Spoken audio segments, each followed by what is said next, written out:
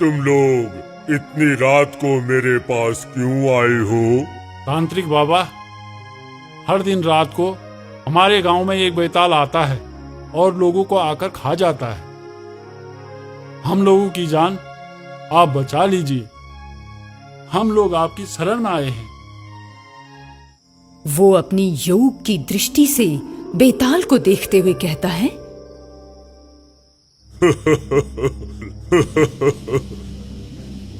बेताल बहुत ही ताकतवर है। वो किसी को नहीं छोड़ने वाला। वो किसी को नहीं छोड़ने वाला। और वो जितने आदमियों को मार कर खाता है, उनकी शक्ति भी उसी में ही आ जाती है, जिसके चलते वो बहुत ही ताकतवर हो चला है। वो जितने आदमियों को मारेगा, वो उतना ही ताकतवर होता चला जाएगा। हे तांत्रिक बाबा, अब हम लोग क्या करें? गांव छोड़कर कहीं और चले जाएं क्या?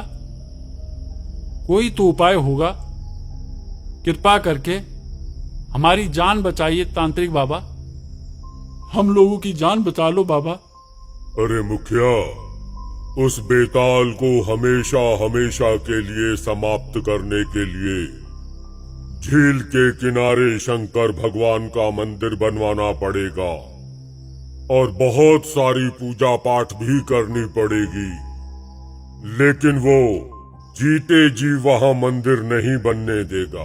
बनाने वालों को जान से मार देगा। मुखिया और तांत्रिक के बीच इस बारे में बात होने के बाद जैसे ही वो अघोरी तांत्रिक गांव वालों के साथ गांव आता है, उसके गांव में कदम रखते ही तेज आंधी तूफान शुरू हो जाता है। बिजली चमकने लगती है, काले काले बादल छा जाते हैं, मौसम बहुत भयानक हो जाता है। देखो, ये मौसम नहीं है। उस बेताल ने अपनी माया जाल से ऐसा मौसम बनाया है। हम लोगों को जल्द ही पूजा की तैयारी करनी पड़ेगी। कुछ समय के लिए मैं उसे रोकता हूँ, नहीं तो वो तुम्हारे समय तो मुझे भी मार देगा, मेरी भी जान ले लेगा। वो बहुत ही ताकतवर है।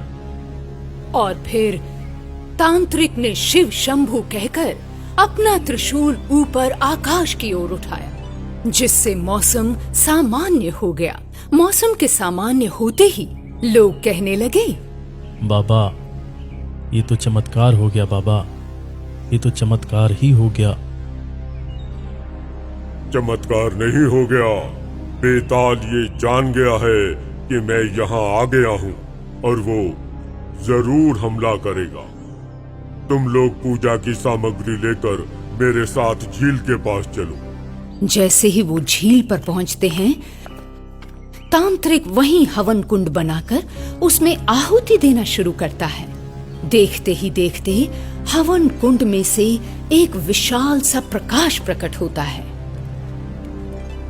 मालिक, मुझे किस लिए अग्निकुंड से मुक्त कराया है? मुझे आदेश दो, मुझे क्या करना है? जो कहोगे मैं वो दूंगा, लेकिन तुम्हें झील में रहने वाले बेताल का अंत करना होगा। मालिक, वो बेताल इस गांव का नहीं है। वो एक सैलानी है जो बरसों पहले इस झील को देखने आया था। शाम के वक्त जब वो इस झील के पास खड़ा था, उसे एक मगरमच्छ ने पकड़ लिया। मगरमच्छ के पकड़ने के बाद वो बचाओ बचाओ चिल्लाता रहा, मगर किसी ने उसकी मदद नहीं की।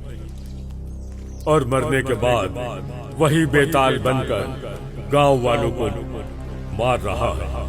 अगर गांव वालों ने उसकी मदद की होती तो वो मगरमच्छ से बच सकता था, मगर गांव वालों ने उसकी मदद नहीं की, इसीलिए वो अपना गुस्सा गांव वालों पर निकाल रहा है। इसके साथ ही वो दिव्य शक्ति झील के अंदर गई और अपने साथ बेताल को लेकर बाहर निकली। दोनों के बीच भयानक लड़ाई हुई, लेकिन दिव्य शक्ति बेताल को मारने में कामयाब हुई और वापस हवन कुंड में प्रवेश कर गई।